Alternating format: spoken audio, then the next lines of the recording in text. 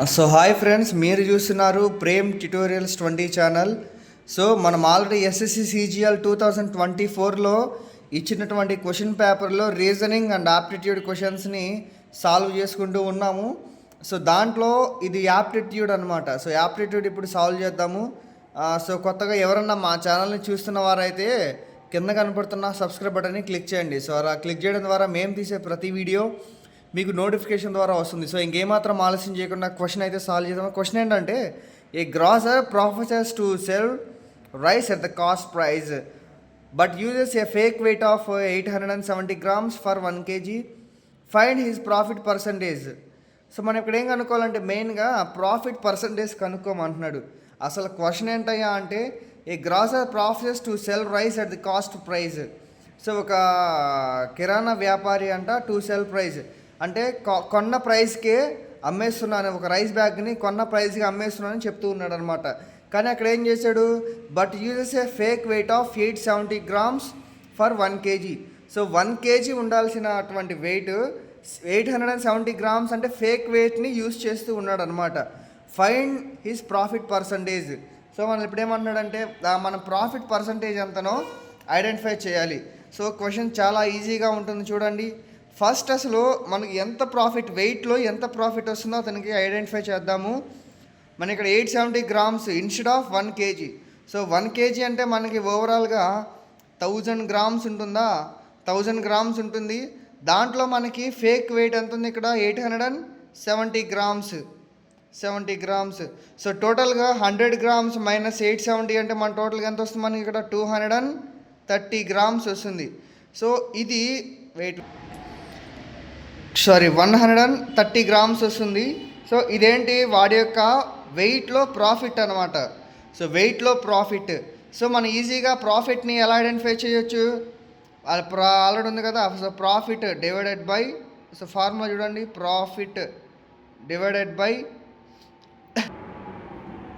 So cost ఎంతైతే అయ్యిందో ఆ కాస్ట్ అనమాట ఇంటూ పర్సంటేజ్ కాబట్టి 100కి ఈక్వల్ చేసుకోవాలి.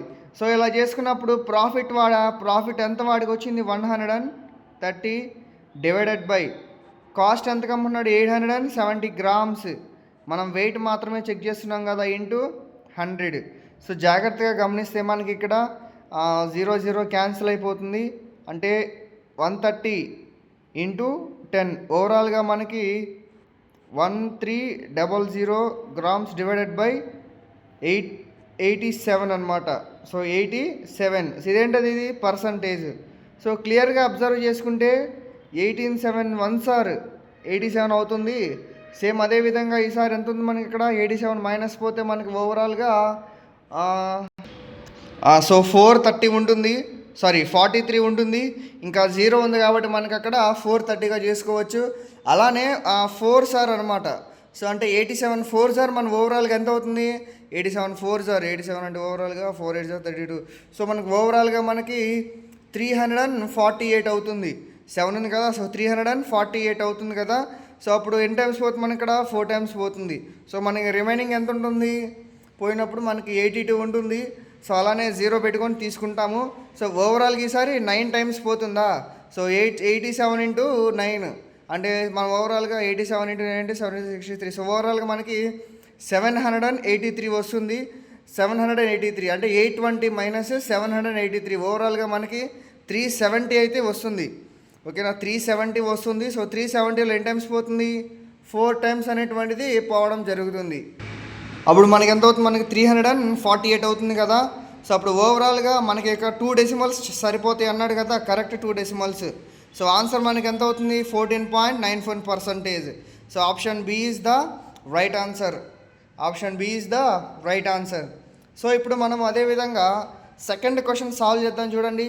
What is the value of cos square 29 degrees plus cos square 61 degrees is అన్నాడు ఇక్కడ. ఇది ఐఎస్ అమ్మ, ఈజ్ అనమాట. సో మనం దీని యొక్క వాల్యూ ఎంతో ఐడెంటిఫై చేయాలి. సో ఫస్ట్ అక్కడ ఏమి ఇచ్చాడు, cos square 29 degrees plus cos square 61 degrees అనమాట. సో ఇక్కడ లాజిక్ ఏంటంటే, మనము ఇంటర్లో ట్రిగ్నోమెట్రిక్ నేర్చుకుంటున్నప్పుడు థీటా యొక్క నొటేషన్స్ ఉంటాయి అన్నమాట. సో ఇక్కడ 29ని ఎట్లా రాసుకోవచ్చు, తీటా నోటేషన్స్లో 90 మైనస్ తీటాగా రాయొచ్చా? సో 90 మైనస్ 61గా రాయొచ్చు. సో దీన్ని ఏమాత్రం కూడాను కదిలించట్లేదు కాబట్టి 61 degrees. So cos square 90 minus 60 degrees అంటే ఎంత అవుతుంది? సో ఇక్కడ 1 ఇంటూ 90గా రాసుకోవచ్చా? సో 1 ఉన్నప్పుడు తీటా అనేటువంటిది చేంజ్ అవుతుంది. కాస్ ఉంటే సైన్ గాను, సైన్ ఉంటే కాస్గా చేంజ్ అవుతుంది. అంటే ఇక్కడ ఆడ్ నెంబర్ వచ్చింది కాబట్టి కాస్ ఉంటే సైన్గా, సైన్ ఉంటే కాస్గా ట్రాన్స్ఫర్ అవుతుంది. అప్పుడు ఏమవుతుంది? Sine square 61 degrees plus cos square 61 degrees. So trigonometric ఈక్వేషన్స్లో మనకి ఒక ఇంపార్టెంట్ ఫార్ములా ఉందన్నమాట. సో ఆ ఫార్ములా ఏంటయ్యా అంటే అందరికి తెలిసిన sine square theta plus cos square theta equal to 1 అవుతుంది. సో అప్పుడు సేమ్ తీటా ప్లస్లో ఎంత ఉన్నా మనకు అనవసరం. Sign square theta plus cos square theta same అదే ఫార్మాట్లో ఉంది కాబట్టి సో ఈ రెండింటి యొక్క ప్లేస్లో మనము 1ని రీప్లేస్ చేసుకోవచ్చు. ఓకేనా, 1ని రీప్లేస్ చేసుకోవచ్చు. సో ఆప్షన్, సో ఈ ఉన్నటువంటి ఆప్షన్స్లో ఏ ఆప్షన్ కరెక్ట్గా ఉంది? మనకి ఇక్కడ డి అనేటువంటిది ఆప్షన్ కరెక్ట్గా ఉంది. So option D is the right answer. So next మనం థర్డ్ క్వశ్చన్ జాగ్రత్తగా అబ్జర్వ్ చేసుకుంటే in a circular race of 840 meters, A and B start running in the same direction at the same time from the same point at the same speeds of 6 meters per second and 12 meters per second respectively. After how much time will they meet next అంటున్నాడు.